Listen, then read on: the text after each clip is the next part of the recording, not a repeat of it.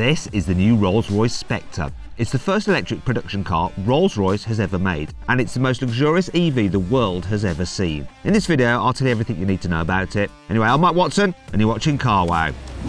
Buy, sell, Car Wow.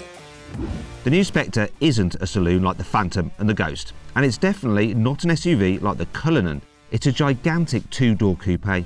But let's get one thing straight. The new Spectre is not a replacement for the old Wraith coupe. For starters, it doesn't have a huge V12 engine like that car, but it's also a whole lot bigger. The Spectre is almost 5.5 meters long and over 2 meters wide. That's more than 18 centimeters longer than the old Wraith and over 13 centimeters wider. It's the same length as a long wheelbase Mercedes S-Class Maybach. It's so big that Rolls-Royce calls it a super coupe. And because of all of this, it's better to think of the new Spectre as a successor to the old Phantom coupe.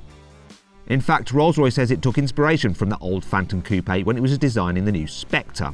I can see what they mean about the two-piece headlights, but nowadays they just remind me of cars like the BMW i7 and the XM. At least you won't have any trouble recognising the massive Rolls-Royce grille. This is the widest grille ever fitted to a Rolls-Royce production car. It comes with moody backlighting too.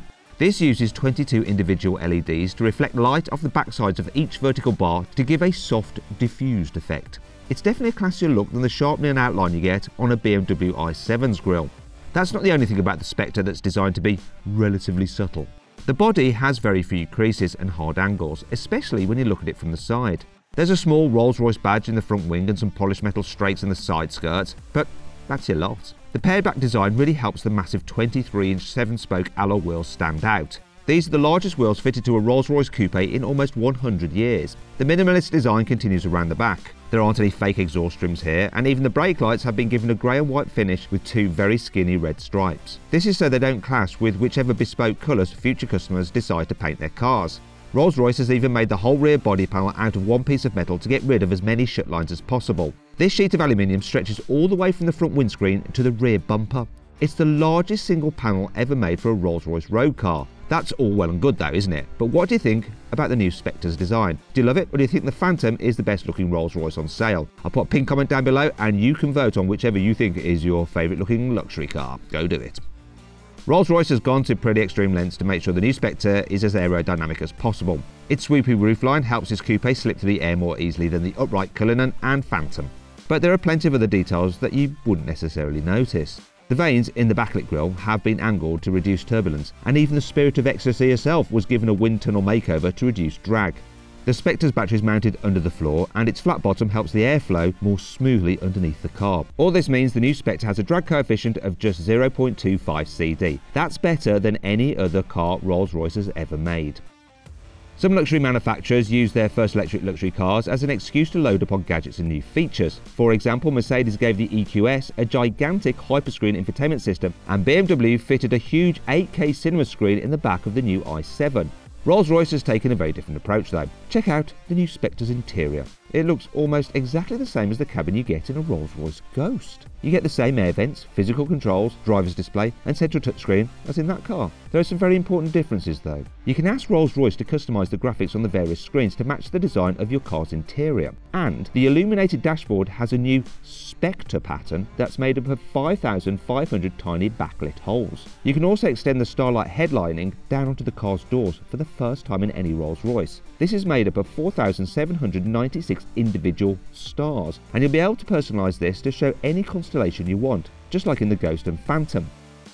The Spectre is being put through the most intensive testing programme of any Rolls-Royce ever. By the time it goes on sale, various prototypes will have driven more than 1.5 million miles. It will take the average Rolls-Royce owner 400 years to drive their car that far. But Rolls-Royce isn't finished yet. It still has tweaks to make, so it hasn't confirmed a final range figure for its new electric car yet. Although it said the finished car should have around 320 miles of range according to the latest tests. That's a pretty decent figure, but it's almost 70 miles less than the new BMW i7 can manage. That car has up to 387 miles of claimed range. The Mercedes EQS can go even further on a full charge. Mercedes says the longest range versions can drive up to 453 miles on a full battery. But how many Rolls-Royce owners are going to be driving more than 300 miles at a time? They probably have their own helicopters for trips like that. How does the new Spectre stack up against other new electric cars in terms of performance? Well, this new Rolls-Royce EV has an electric motor on each axle, giving it four-wheel drive. With these motors working at full whack, you get 585 horsepower and 900 Newton meters of torque. That's enough power to accelerate this ultra-luxurious coupe from 0 to 62 miles an hour in 4.5 seconds. That's a few tenths of a second quicker than the new BMW i7, and it's only about a second slower than the top specification Mercedes EQS 53. What's even more impressive is that the Rolls-Royce Spectre manages to be that quick despite being one of the heaviest road cars you can buy. It tips the scales at 2,975 kilos. That's more than 300 kilograms heavier than Rolls-Royce's Cullinan. Let's put raw speed to one side for a second. You don't buy Rolls-Royce because it's sporty to drive, do you? You buy one because you want to waft about in silence, and driving the Spectre is probably going to feel like sitting in a sensory deprivation chamber. For starters, it comes with electric motors instead of an internal combustion engine, so there'll be almost no noise at all when you push the accelerator. And Rolls-Royce has also found a way to use the Spectre's huge battery as a massive piece of sound deadening. Unlike most electric cars, the battery also helps make the car's chassis more rigid. Overall, the new car is 30% stiffer than any previous Rolls-Royce production car. In fact, it's so rigid, Rolls has managed to get rid of the additional wishbone dampers it fits to cars like the Ghosts. The Spectre just doesn't need them. You do still get adaptive dampers and active anti-roll systems though, and these help stop the car leaning in tight corners. They can disconnect when you're driving in a straight line to help the car deal with bumps more comfortably as well. Rolls-Royce's four-wheel steering system has also been retuned to help make the Spectre more manoeuvrable at low speeds and super stable when you're cruising. And the electronics that control all these systems have been completely redesigned to help them react even faster than before.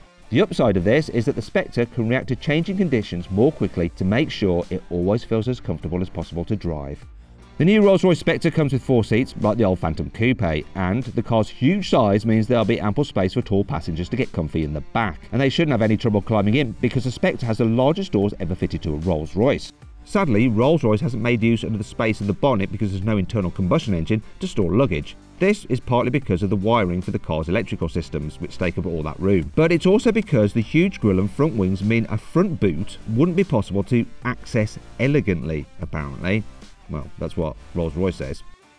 If you buy a new Spectre, you'll get access to the new Rolls-Royce Whispers app. It's so exclusive that you have to enter the car's VIN number just to use it. Anyway, this lets you do various things like monitor the battery level and send directions directly to the car's satellite navigation. You can also set up your personal profile and program the car to switch on the climate control at specific times so it's already warm or cool when you climb inside. This isn't particularly special these days, but Rolls-Royce does have one trick up its sleeve. You can save all your favourite settings and share them to as many Spectres as you want. That'll be perfect if you have one car parked on each continent and you don't fancy setting them all up individually. You can order a new Rolls-Royce Spectre now. The starting price is from around £300,000, which puts it between the Cullinan and the range-topping Phantom in the Rolls-Royce catalogue. Although, as usual, the sky's the limit and you can spend untold amounts of money making a completely bespoke Spectre of your own with loads of custom touches. Get your order in now and your car could be ready for Christmas 2023.